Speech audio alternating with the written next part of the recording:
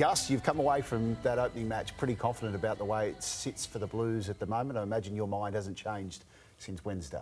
No, one thing Origin taught me that it is a 3-game series and you need to improve in every moment of that right through the series. You get, by the third game and by the second half of the third game, you should be at your peak.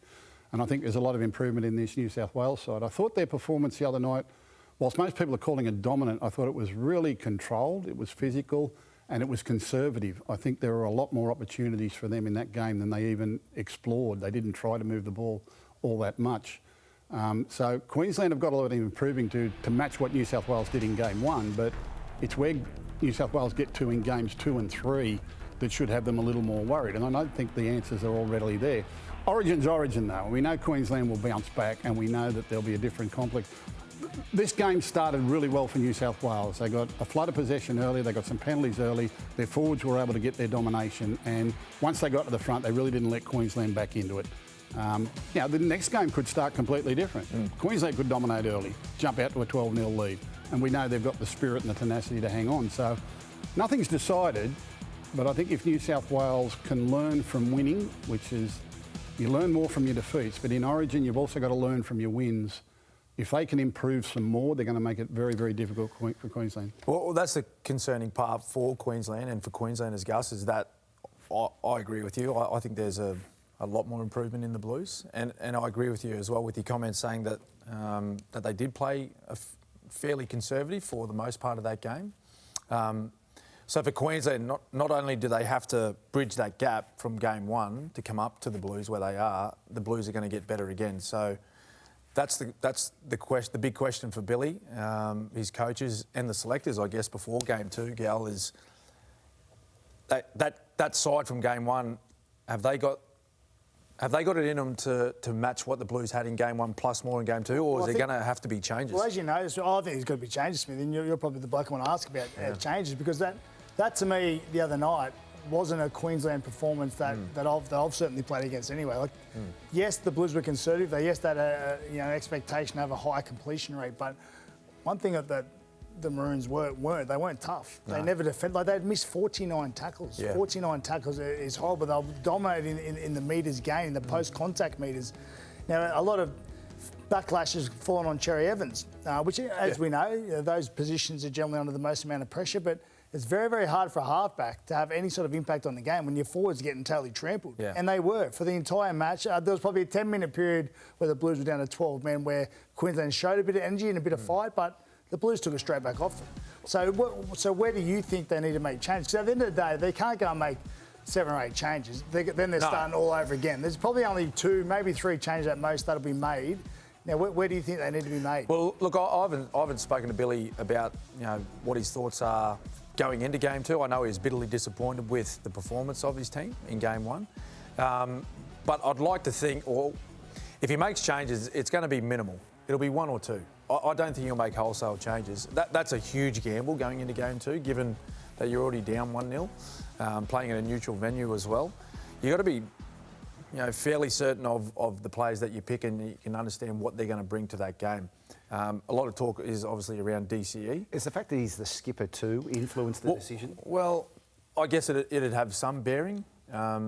It's a big decision, isn't it, to leave the current captain out? Yep. Because then that's a big decision to leave out Daly Cherry Evans, the captain of the Queensland.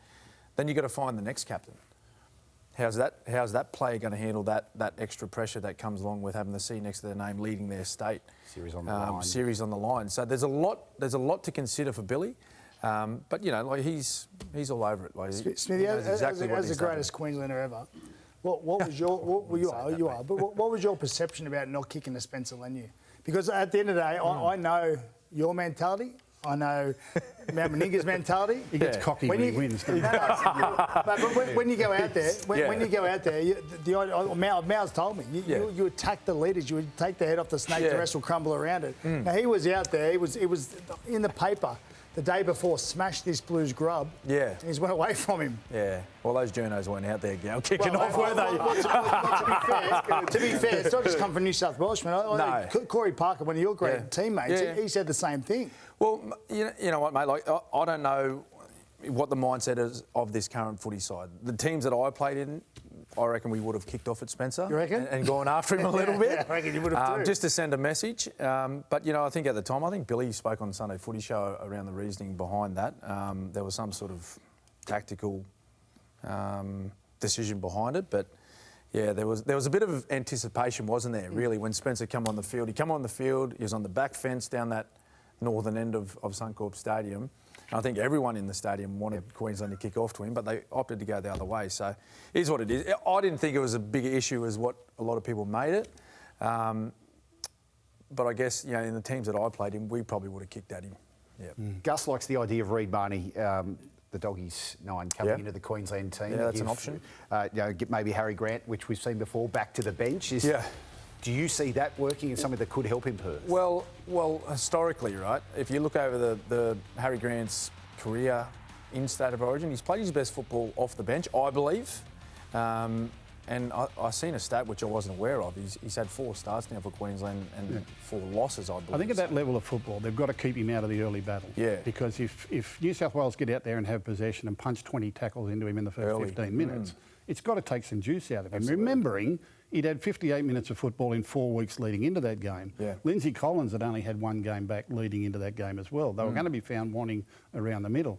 I think the changes in personnel needs to be minimal. I think the changes in attitude needs to be significant. Yes. I think that you can help Harry Grant and make him a weapon by keeping him out of the early fray, which brings in someone like Reid Barney, who can go out there and bust himself for 20, 25 minutes until he can't walk again, and then put Harry on there, can be an effect. And I think they need one more energetic middle to absorb a fair bit of that bulk in the early part of the game where Yo and Crichton and these fellas are just punching away at their middle trying to wear them down. Yep. Other than that, you thought that was the best side going in. You've got a great spine, you've got athletic outside backs. If they can just hold their own in the middle a little bit, be a little bit more disciplined, not give up as much in the play of the ball, not give up as many penalties. Possession and momentum are a funny thing in rugby league. You know, all of a sudden you bring DCA and Munster into it. I wouldn't drop Cherry Evans, I really wouldn't.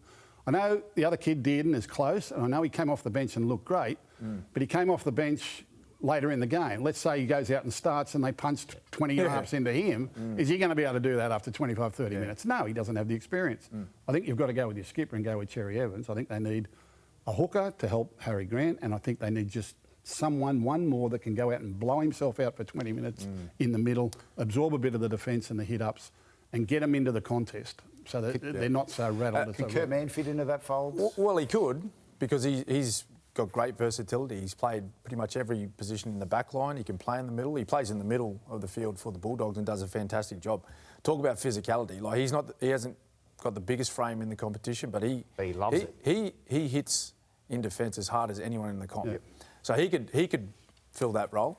I was going to say that's the challenge about putting another number 9 in the lineup, is that you couldn't have 2 9s plus a smaller utility. You got to bring Horsburgh in, don't you? I mean, a bit of emotion, a bit of passion back into the Queensland. I had Corey Horsburgh in my lineup for the first game. So do I. And Billy opted to go. Trent Liero was on the bench.